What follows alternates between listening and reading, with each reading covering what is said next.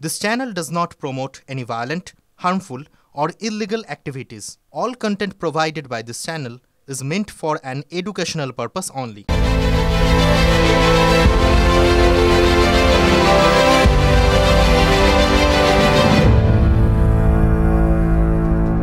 সময় এখন স্পেশাল কিছু বলার, স্পেশাল কিছু দেখানোর।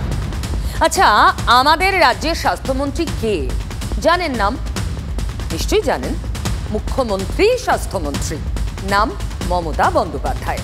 তার হাতেই রাজ্যের স্বাস্থ্যের ভার। যদি শোনেন কোনো নেতা বলছেন কিছুই যে হয়নি স্বাস্থ্যে, সেটা এতদিন ক্লিয়ার ছিল না। স্বাস্থ্য ব্যবস্থা সাংঘাতিক খারাপ অবস্থায় রয়েছে। স্বাস্থ্য ব্যবস্থা চরম পর্যায়ে খারাপ হয়ে গিয়েছে। চোখ বন্ধ করে বলে দেওয়া যায়, বক্তা বিলক্ষণ, বিরোধী কোনো দলের নেতা, তৃণমূল বিরোধী, কিন্তু জীবনে তো অনেক চমক থাকে, তাই না? এখানেও তাই। দেখুন, কিছুই যে হয়নি সেটা আমার কাছে এতদিন কিছুই ক্লিয়ার ছিল না। মানে স্বাস্থ্য ব্যবস্থা তো সাংঘাতিক খারাপ অবস্থায় রয়েছে। স্বাস্থ্য ব্যবস্থায় চরম পর্যায়ে খারাপ হয়ে গিয়েছে। দেখলেন তো কে বললেন?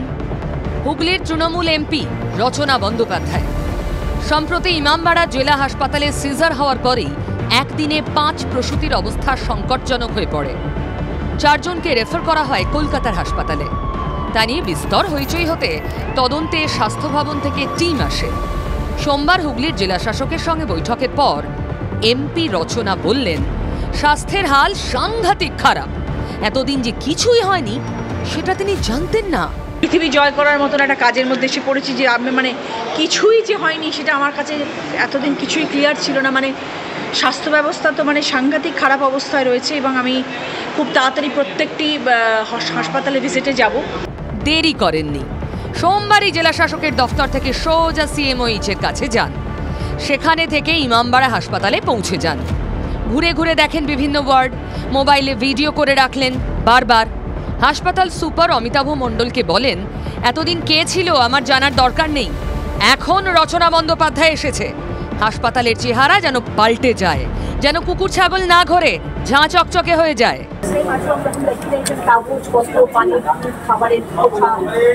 বাচ্চাদের মায়েরা শুয়ে আছে, তাদেরকে মেঝেতে শোয়ানো হচ্ছে, সেখানে বেড আমরা দিতে পারি না যাতে মায়েরা উপরে শুতে পারে। সেই মায়েদের পাশে নোংরা বালতির মধ্যে কালো খোসা একটা বেসিন ভাঙাচোরা, তার মধ্যে মায়েরা সব শুয়ে রয়েছে।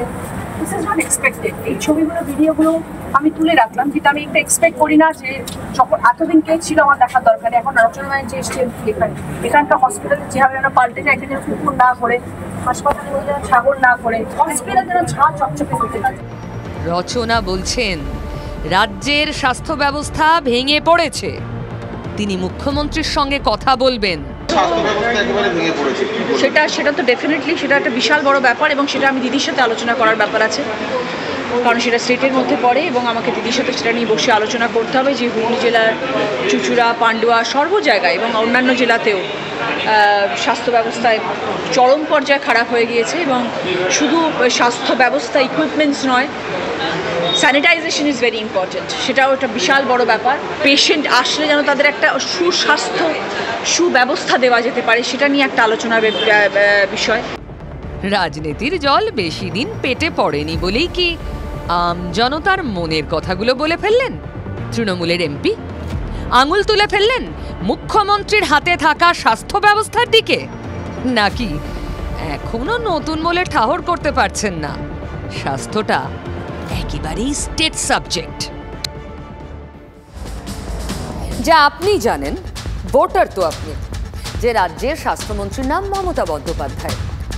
তৃণমূলের সাংসদ বোধহয় জানেন না।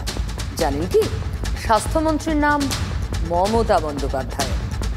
আচ্ছা, এমপি রচনা ব্যানার্জির মুখে যা যা শুনলেন, চোখে দেখলেন, কানে শুনলেন, তিনি ভিডিও তুলেছেন। রাজ্যের উল্টো প্রান্ত কোচবিহারের গোসানিমারি, সেখানে আর এক কাণ্ড। ছবি দেখুন।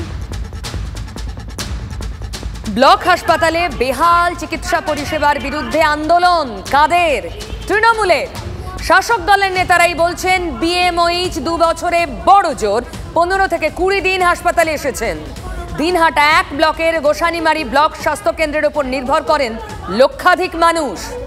তৃণমূল অভিযোগ করছে হাসপাতালকে ঘিরে চলছে দুর্নীতির ঘুঘুর বাসা পরিষেবার তলানিতে। যে আমাদের ব্লক প্রাথমিক স্বাস্থ্য কেন্দ্রের ডিএমওএইচ আছে সর্বময় কর্তা, আজকে 2 বছর যাবত উনি এখানকার ডিএমওএইচের দায়িত্ব নিয়েছেন। 2 বছরের মধ্যে খুব জোর হলে 15 থেকে 20 দিনের ডিউটি করেছেন। হাসপাতালের মেডিকেল অফিসার অরিজিৎ দাসও বলছেন বিক্ষোভকারীরা ঠিক অভিযোগই করেছেন। তার কথাতেই জানা গেল প্রয়োজনীয় চতুর্থ শ্রেণীর কর্মী নেই, গার্ড নেই, অন্তত 12 থেকে 16 জন ডাক্তার থাকার কথা, আছেন 4 জন। আপনারা যে দাবি করেছেন, অমূলক দাবি কিছুই নয়। সবাই চাই হসপিটাল ভালোভাবে চলুক, আমরাও চাই ভালোভাবে চলুক। তার থেকে সবথেকে বড় সমস্যা আমাদের শুধু আমাদের এই গোসানিবাড়িতেই নয়, সেটা কুচবিহার জেলাতেই ডাক্তারের একটা সমস্যা থাকেই। তো এটা একটা শুধু ডাক্তার কি, আমাদের যেরকম গ্রুপ ডি নেই, মাত্র 2টো গ্রুপ ডি, তার মধ্যে একজন মেয়ে যাকে দিয়ে আমরা রাত্রে ডিউটি করাতে পারছি না, কোনো গার্ড নেই, ডাক্তার আছে 4 জন, তার মধ্যে একজন এএমও, আর বেড টোটাল 30টা। এই 30 বেডের নিরিখে এই গোসানিমারি ব্লক প্রাথমিক স্বাস্থ্যকেন্দ্রে কতজন ডাক্তার থাকা প্রয়োজন? আমি এক্সাক্ট বলতে পারবো না, তবে আমি যতদূর জানি এটা পুরানো হিসাব 12 থেকে 16 জন। তাহলে তো কর্মীদের ব্যাপক ঘাটতি রয়েছে। এত কর্মী কম থাকলে ঠিকঠাক পরিষেবা দেওয়া যায়? সক্রিয় বিএমওইচ, প্রয়োজনীয় ডাক্তার, স্বাস্থ্যকর্মী দেওয়ার দায়িত্ব রাজ্য সরকারের। কাণ্ডটা দেখুন, শাসক দল তৃণমূলের গোসানিমারিতে নেতারা বলছেন পরিষেবা ঠিক না হওয়া পর্যন্ত তাদের বিক্ষোভ চলবে। পরিষেবা সঠিক চাই, কেন এটা এখানে 2.5 লক্ষ মানুষ নিয়ে চিনি খেতে আমরা দেব না। তাই আমরা পরিষেবা সঠিক দেওয়ার জন্য আজকে আমরা এই আন্দোলন নিয়েছি। যতক্ষণ সুরা হয় না, আমরা আমাদের আন্দোলন চালিয়ে যাব। এতক্ষণ উলট পুরাণের ছবি দেখালাম, এবার সোজা পথের ছবি দেখাবো, মানে শাসকের সোজা পথ। এ রাজ্যে শাসক মানেই শাসন, আর শাসন মানে দাও মার পিটিয়ে শিক্ষা। এ রাজ্যে ছবি তো কিছুতেই বদলাচ্ছে না। আচ্ছা, জেসিবির নাম কি স্বর্ণাক্ষরে লেখা থাকবে? ওরকম রাস্তায় ফেলে যুগলকে পেটানো কি কম কথা? আর জেসিবি তো পায়োনিয়ার, মানে পথিকৃৎ, পেটানোর গুরু তো বলাই যায়, তাই না? তার পথ ধরেই তো কত বড় মেজো সেজো নেতাদের দবদবা। কলকাতায় এতদিন শোনা যায়নি, এবার গায়ে লাগা রাজারহাটেও জেসিবির শিষ্য। বিচার সভা বসেছিল রাজারহাটে। বিচারক কে? বিষ্ণুপুর 1 নম্বর গ্রাম পঞ্চায়েতের সদস্য রক্তিম করের দিকে আঙুল। শুধু পঞ্চায়েত সদস্য হওয়া নয়, তার আর এক পরিচয়, রাজারহাট ব্লক তৃণমূল কংগ্রেসের সভাপতির ভাইপো। বুঝতেই পারছেন, ক্ষমতার দৌড়। এই শাসক নেতা তৃণমূলের পার্টি অফিসেই কোর্ট বানিয়ে বসেছিলেন বিচার করতে। আর শাস্তি বেধড়ক ঠেঙিয়েছে বলে অভিযোগ, থানা পর্যন্ত জল গড়িয়েছে। আর তারপর কি বলছেন অভিযুক্ত, শুনুন। টাকা পয়সার লেনদেনের ব্যাপারে আমার কাছে অভিযোগ আসে, ছেলেটিকে ডাকা, ও অফিসে আসে, অফিসে বসে তার মীমাংসা হয়। তার মানে ইনি মেনে নিলেন, যার কথা শুনলেন ইনি রক্তিম অভিযুক্ত, উনি মেনে নিলেন যে হ্যাঁ তিনি মীমাংসা করতে বসেছিলেন, মানে সালিশি ডেকেছিলেন। কে দিয়েছে তাকে অধিকার? মীমাংসা মানে সালিশিটা কিভাবে করলেন তিনি? মাথায় মেরেছে, নাকে মেরেছে, মুখে মেরেছে, পেটে মেরেছে, মাথা দেওয়ালে ঠুকে দিয়েছে। বাবা, কোর্ট কাচারি আইন আদালত ছেড়ে তৃণমূল নেতা শাস্তি দিলেন, চতুর্দিকে মেরে পিটিয়ে উচিত শিক্ষা। মাতব্বরি যাকে বলে। কিন্তু মাতব্বরির লাইসেন্সটা কে দিল? শুধু তৃণমূল করেন বলে? এলাকায় দাদাগিরি দেখাতে হবে, কায়েম রাখতে হবে ভয়। আমার মোবাইল কেড়ে নিয়ে মোবাইল ফরম্যাট মেরেছে। আমি কোন রাজনৈতিক দলের হয়ে প্রচার করি, ফেসবুক, হোয়াটসঅ্যাপ সবকিছু, মোবাইলে সবকিছু ফরম্যাট মেরেছে। ও বসে ওই টোটাল যে কনভারসেশন হচ্ছিল সেগুলো রেকর্ডিং করছিল, ওর ফোনটাকে ফরম্যাট করে দেওয়া হয়, আর কিছু করা হয়। ব্যাস এইটুকু? এত ছোট? তাহলে মোবাইলটা কাড়লেন কেন? মুছতে হলো কেন মোবাইলে ওঠা জিনিসপত্র? নিশ্চয়ই কিছু ছিল, তাই না? সত্যিটা সামনে আসতো, তাই না? নিজেই তো মানলেন মোবাইল নিয়ে নেওয়া হয়েছিল। কেন? আবার ওই এক প্রশ্ন, কে দিল অধিকার?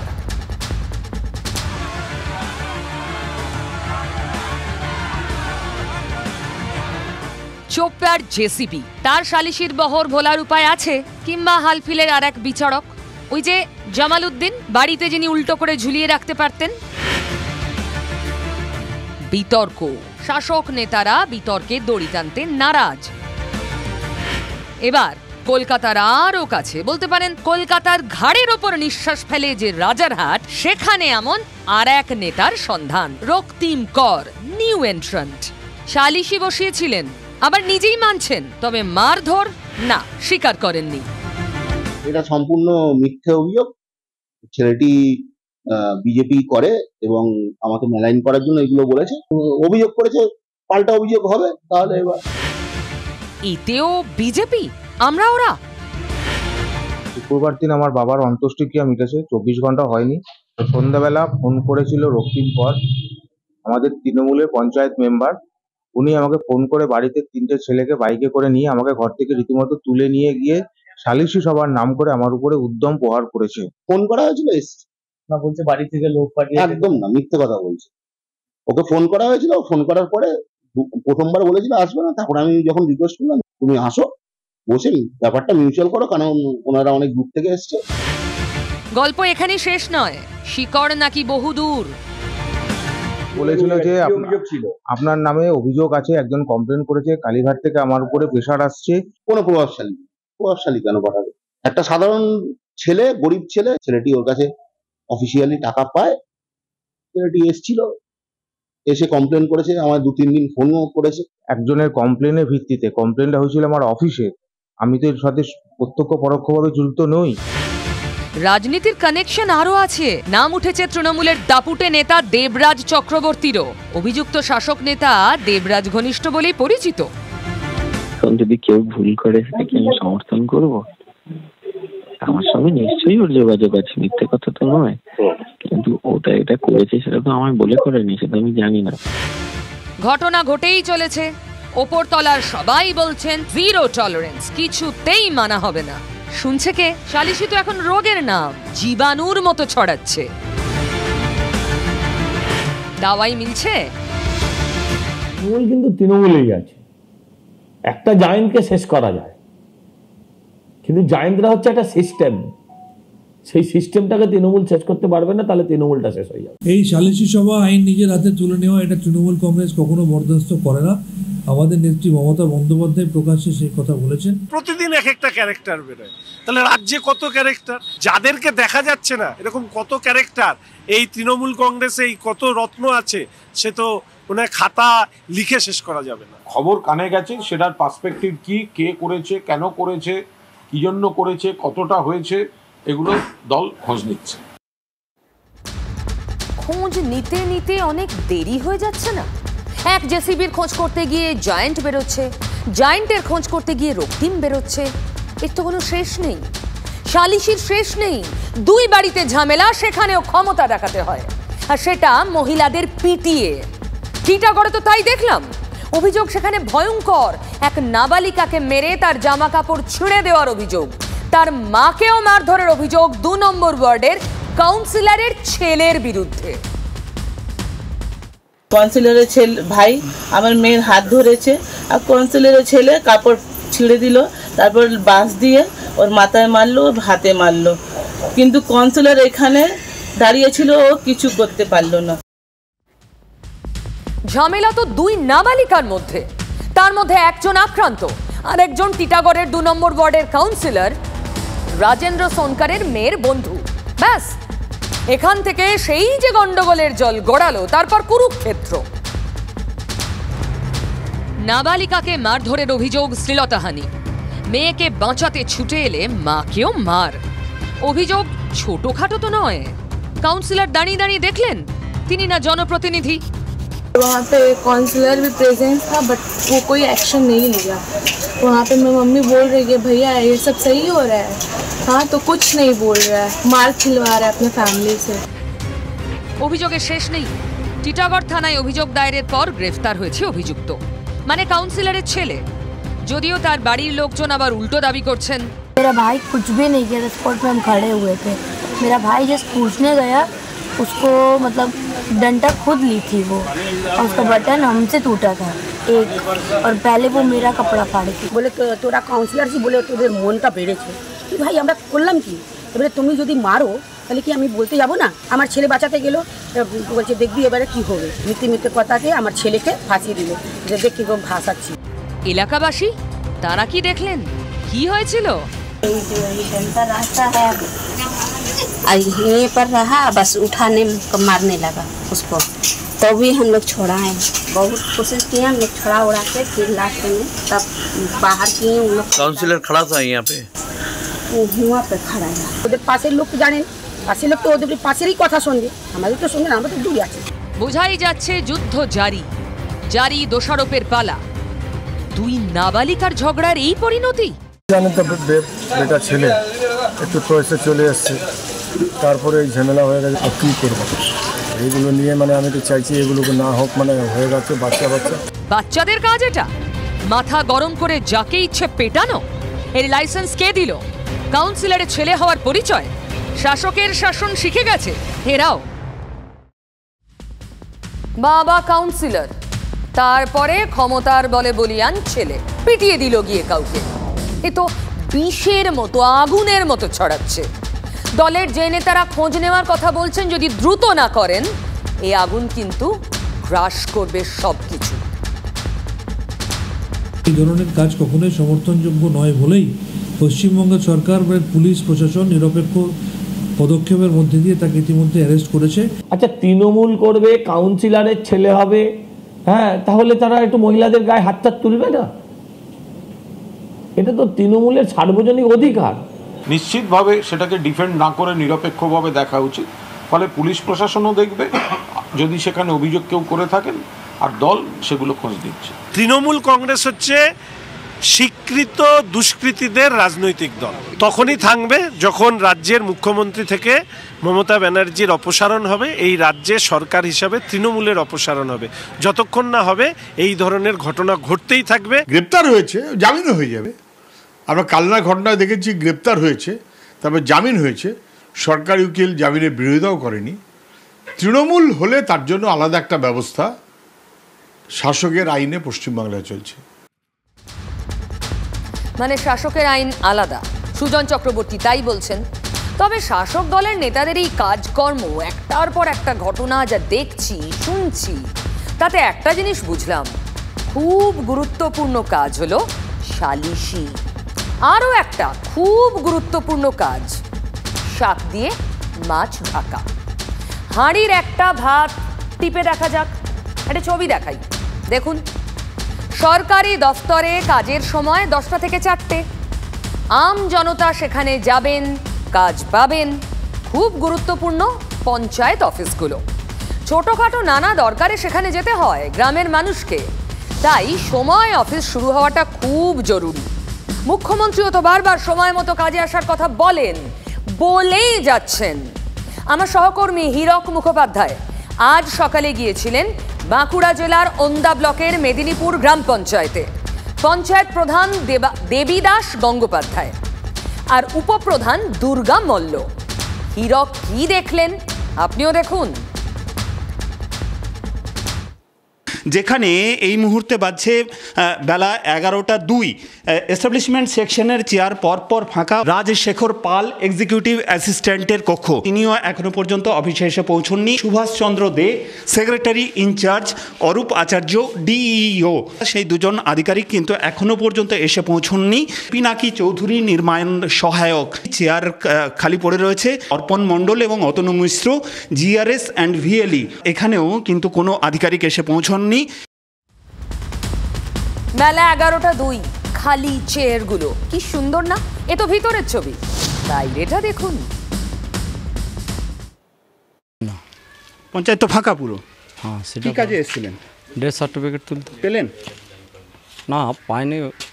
কেন পাননি? কেন? না, আসেনি স্টাফ, এলে হবে। তো এটা তো হয়রানি শিকার হতে হলো। হ্যাঁ, সেটা ঘুরে যেতে হবে একটু। কষ্ট করে ভোট দিয়েছেন, মেনেও নিয়েছেন, এটা তো একটু ঘুরে যেতে হবে, সরকারি দফতর বলে কথা, কর্মীরা আসবেন না এটাই তো দস্তুর।